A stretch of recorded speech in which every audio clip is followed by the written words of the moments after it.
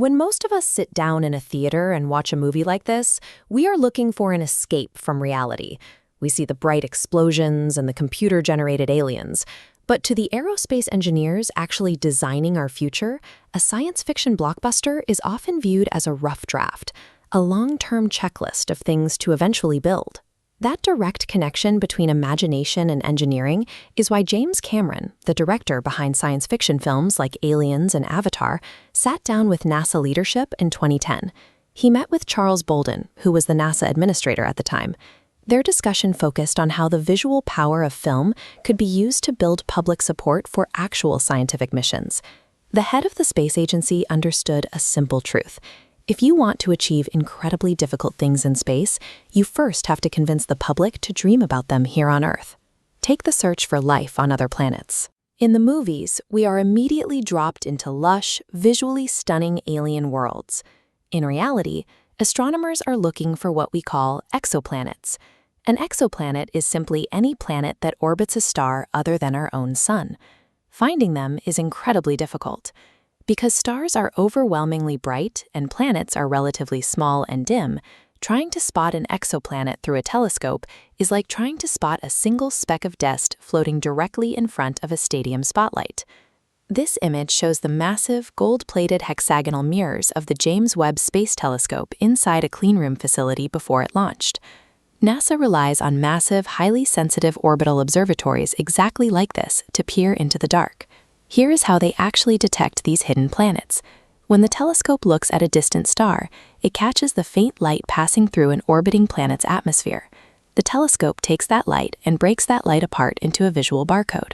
The missing colors in that barcode tell scientists exactly what chemicals, like water or methane, are floating in the alien air.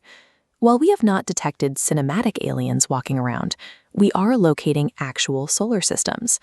Take a look at this digital illustration, which visualizes the complex, tightly grouped planets orbiting a distant star, complete with distinct steam and ice environments.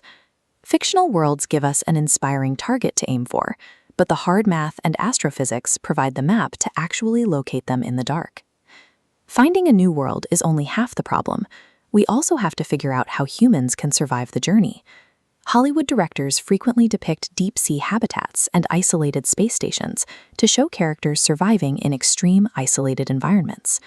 To safely replicate the deadly vacuum of space without leaving Earth, NASA turns to water. Astronauts train in massive indoor pools, working around submerged underwater modules to practice what it feels like to operate in zero gravity.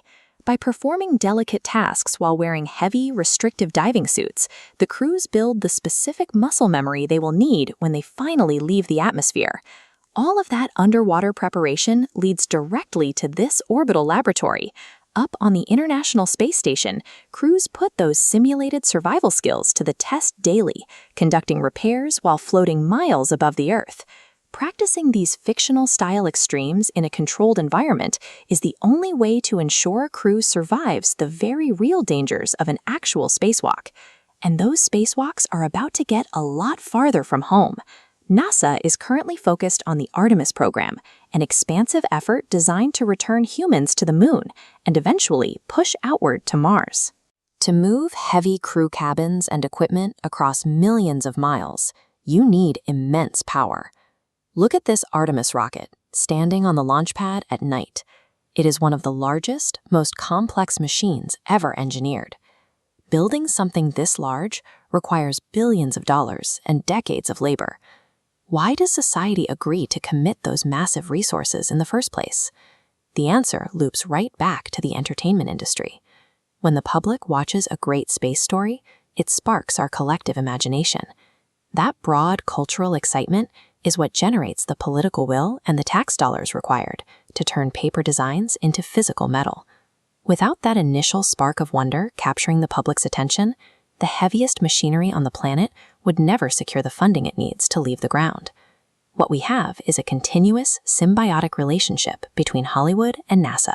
When scientists make a real discovery or invent a new tool, screenwriters use those fresh facts to write more accurate, believable movies. Those new stories then hit the screen, planting seeds in the minds of young viewers who eventually grow up, study engineering, and build the next generation of rockets. Somewhere right now, a teenager sitting in a dark theater, watching a starship dodge an asteroid, might be the exact person who eventually figures out how to design a real lightspeed engine. Great stories help set the target for where we go next.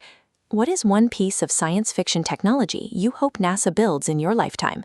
Let us know in the comments below. If you enjoyed this story, don't let it end here.